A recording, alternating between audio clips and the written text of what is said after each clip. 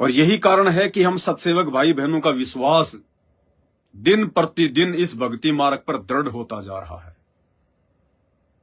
हम हैं वो आत्माएं जिन आत्माओं के विषय में परमात्मा अपने सत्संगों में जिक्र करते हैं कि बच्चों, अगर ब्रह्मा विष्णु महेश भी अगर तुम्हारे सामने आकर ज्ञान चर्चा करें तो आध्यात्मिक ज्ञान में वो मुंह की खाकर जाएंगे, तुमसे जीत नहीं पाएंगे वो। भाई और बहनों, आज परमेश्वर ने वो दया वो मेहर अपने हीरे मोती लाल सत्सेवक बच्चों के ऊपर बख्शी है। आज हम शंकराचार्यों को खुलेआम डिबेट के लिए चैलेंज कर रहे हैं। आ जाओ किसी भी टीवी चैनल पर, 5 मिनट में अगर तुम्हारे को छठी का दूध याद नहीं दिला दिया तो हम भी संत रामपाल जी के भगत नहीं।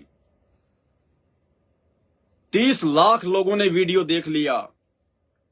आज तक किसी भी आचार्य शंकराचार्य धर्मगुरु की कोई टिप्पणी नहीं आई, किसी ने सामने आने की हिम्मत नहीं करी, क्योंकि सबको पता है कि संत रामपाल जी का ज्ञान तोप का गोला है, तोप का गोला। और अगर उनके चेले अगर चैलेंज कर रहे हैं डिबेट के लिए तो चेले भी AK-47 से कम नहीं है। भून के रख देंगे आध्यात्मिक ज्ञान के मामले में, खोपड़ी फोड़ के रख देंगे। कोई भी सामने आने की हिम्मत नहीं कर रहा, कोई भी शंकराचार्य। खुलेआम चैलेंज कर रहे हैं सोशल मीडिया पर, खुलेआम Facebook page Pawan Das is live पर, कोई सामने नहीं आ रहा। तो ये विशेष मेहर परमात्मा की साथ संगत से जुड़े हुए भक्तों पर। हमें कोई घमंड नहीं है, घमंड तो मूर्खों को होता है। हमें कोई अहंकार नहीं है, अहंकार तो मूर्खों को होता है। हमें गर्व है कि हम परम पूज्य जगत गुरु संत रामपाल जी भगवान के शिष्य हैं और परमेश्वर ने हमें इस योग्य बनाया, इस लायक बनाया। परमेश्वर ने हमारे आत्मविश्वास को इतना सुदृढ़ कर दिया कि हम यहाँ के आचार्य और शंकराचार्य तो छोड़िए, अपने गुरुदेव भगवान की ओट लेकर उनके आशीर्वाद से इस काल का सीना फोड़ने के लिए भी तैयार हैं। काल का सीना फोड़ने के लिए परमेश्वर ने अपने बच्चों को तैयार कर दिया है। संकेत भी किया परमात्मा ने इन विशेष ऑडियो में कि बच्चों, अब तुम काल की छाती में टक्कर मारने के लायक हो गए, टक्कर मारने के लायक। जबकि आए दिन उन आश्रमों से जुड़े हुए भक्तों की तो छाती में काल टक्कर मार रहा है। कोई एक्सीडेंट में मर रहा है, कोई लड़ाई झगड़े में मर रहा है, कोई हॉस्पिटल में मर रहा है, कोई कोरोना में मर गया, कोई आश्रमों में आते जाते गाड़ियों में मर रहा है कोई। काल तो उन भक्तों की छाती में टक्कर मार रहा है अभी फिलहाल। और यहां संत रामपाल जी ने अपने साथ संगत से जुड़े हुए बच्चों को इस कदर तैयार कर दिया कि उनके बच्चे आप और हम सत्सेवक ज्ञान आधार से मर्यादाओं में रहते हुए गुरु को भगवान मानकर हर प्रकार से मर्यादाओं में रहकर इस काल की छाती में टक्कर मारने के लिए सीधे खड़े, सीधे।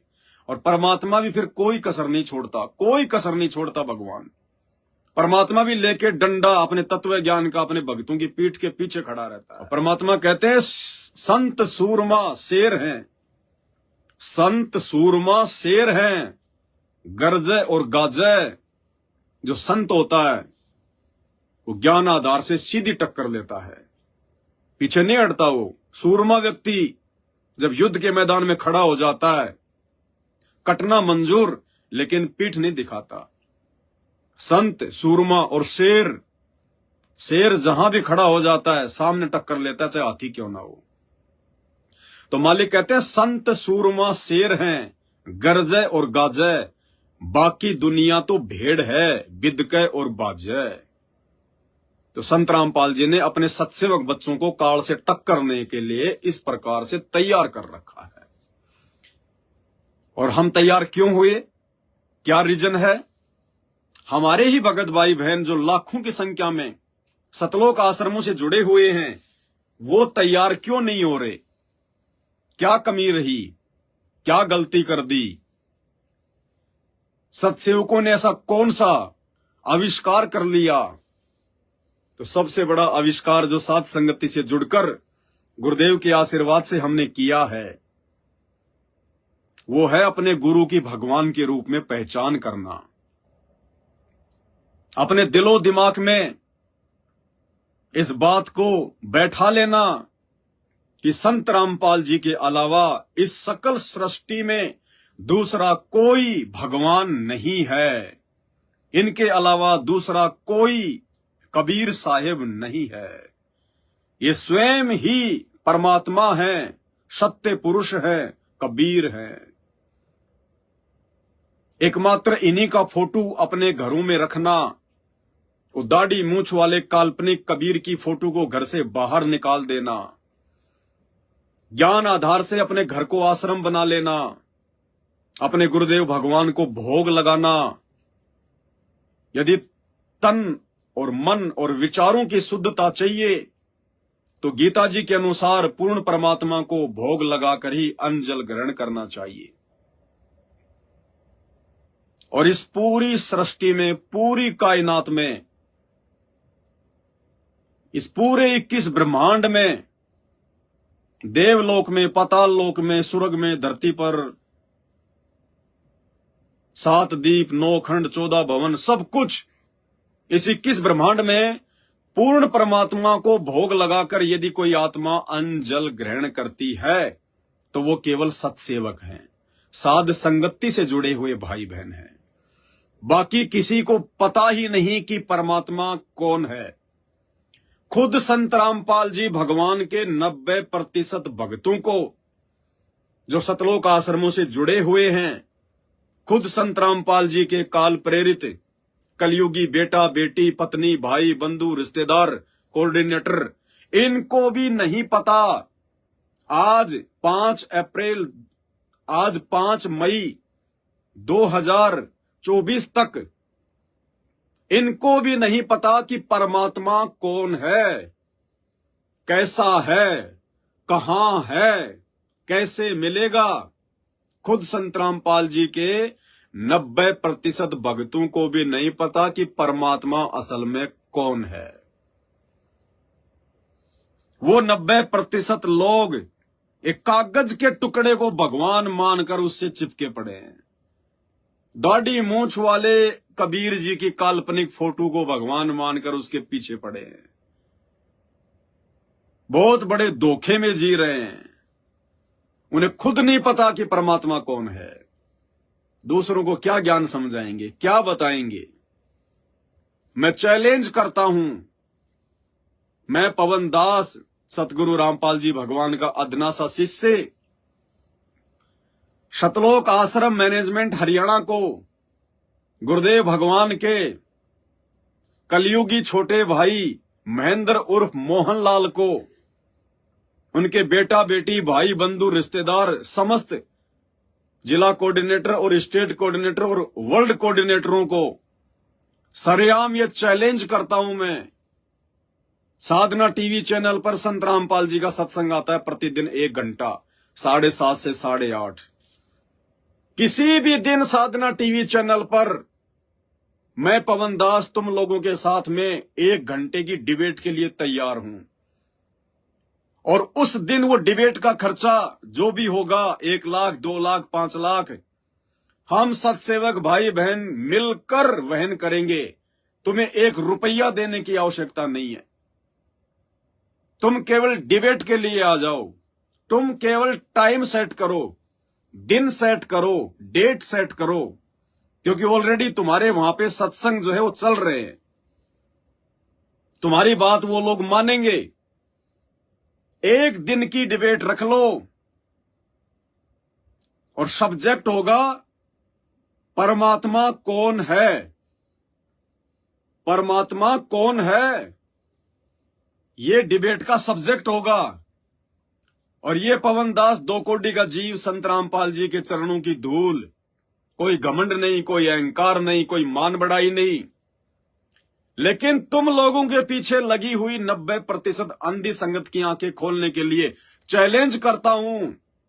मात्र 5 मिनट में तुम सारे लोग मिलकर सामने आ जाना। संत रामपाल जी का छोटा भाई, सारे कोऑर्डिनेटर, उनके बेटा बेटी, और भी यदि कोई प्रकांड ज्ञानी सतलोक आश्रमों से जुड़ा हुआ हो, वो लोग उस डिबेट में आ जाएं और इधर ये पवन दास सत्सेवकों की तरफ से अकेला होगा।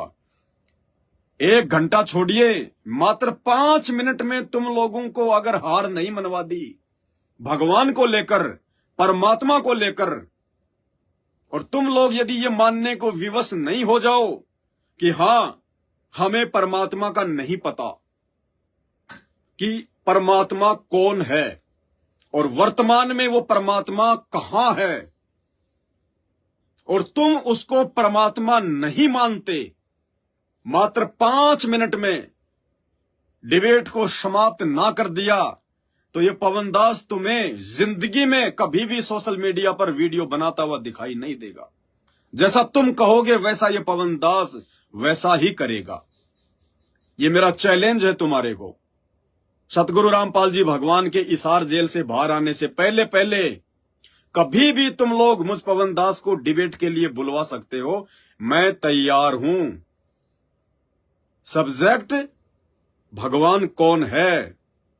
सतलोक आश्रम मैनेजमेंट हरियाणा को नहीं पता कि परमात्मा कौन है, जो दुनिया को ज्ञान बांट रहा है, दुनिया को ज्ञान गंगा बांट रहा है। उनको खुद नहीं पता कि परमात्मा कौन है। ये मेरा चैलेंज है, नोट कर लेना। पीछे नहीं हटूंगा, संत रामपाल जी का भगत हूं। शीश कट जाएगा लेकिन पीछे नहीं हटूंगा। तो हमें इतना विश्वास क्यों हुआ? इतना विश्वास हमें नहीं हुआ। हम भी आप लोगों के इतने 2 कोटि के जीव हैं। इस विश्वास के लायक हमारे को परमात्मा ने बनाया अपना आशीर्वाद देकर, क्योंकि परमेश्वर ने जिन आत्माओं को सतलोक लेकर जाना है इसी जन्म में, जिन आत्माओं का ये मनुष्य शरीर लास्ट शरीर होगा, उन आत्माओं को परमात्मा अच्छे से अध्यात्म की खीर खिलाएंगे। परमात्मा उनके ज्ञान योग को इतना मजबूत कर देंगे, उनकी आत्मा को इतना रिचार्ज कर देंगे, उन आत्माओं से टक्कर लेना ब्रह्मा विष्णु महेश के बस की बात भी नहीं होगी आध्यात्मिक क्षेत्र में। और परमेश्वर उन आत्माओं के हृदय में तन मन में ठोक ठोक कर ये बात भर देंगे, कूट कूट कर, कि सतगुरु रामपाल जी के अलावा धरती पर और कोई कबीर नहीं है। ना सतलोक में है, ना 21 ब्रह्मांड में है, ना किसी अन्य ब्रह्मांड में है। अगर एकमात्र कोई परमात्मा है, कोई परमेश्वर है, तो केवल सतगुरु रामपाल जी हैं। मुसलमान जिसे अल्लाह कहते हैं, हिंदू जिसे भगवान कहते हैं, ईसाई जिसे ईशा कहते हैं, मसीह कहते हैं, और सिख जिसे वाहे गुरु कहते हैं, वो और कोई नहीं, स्वयं सतगुरु रामपाल जी हैं। और भाई और बहनों, अब आपके इस विश्वास को कि गुरुदेव ही परमात्मा है, एकमात्र उन्हीं की पूजा करने से हम मोक्ष प्राप्त कर पाएंगे। उनके अलावा यदि पूज्य रूप में आपने किसी और की फोटो अपने घर पर रखी, जैसे कि सतलोक आश्रम मैनेजमेंट हरियाणा वाले भगत भाई बहन अपने अपने घरों पर दरबार साहिब में, जहां पर वो ज्योत जलाते हैं, दंडवत करते हैं, जहां वो 5 महापुरुषों की फोटो रखते हैं, दाढ़ी मूछ वाले कबीर जी की, आदरणीय गरीबदास जी की, पंडित चिदानंद जी की, दादा गुरुदेव रामदेवानंद जी की, और बीच में संत रामपाल जी की। ये पतिव्रता पद की भक्ति नहीं है, ये व्यभिचारणी भक्ति है। जबकि हम तो अव्यभिचारणी भक्ति से मोक्ष प्राप्त करेंगे। अव्यभिचारणी भक्ति का मतलब होता है केवल एक इष्ट, केवल एक भगवान, केवल एक गुरु, अपने ही गुरु को इष्ट रूप में मानकर पूजने से ही हमारा मोक्ष होगा। ये द्रौपदी की तरह 5 खसम बनाने से मोक्ष नहीं होगा। वो तो कुत्ता भक्ति है, वैश्या भक्ति है, पतिव्रता पद की भक्ति नहीं है। गुरुदेव कहते हैं एक साधे सब सदे, सब साधे सब जाए, और माली सींचे मूल को फले फूले अघाए।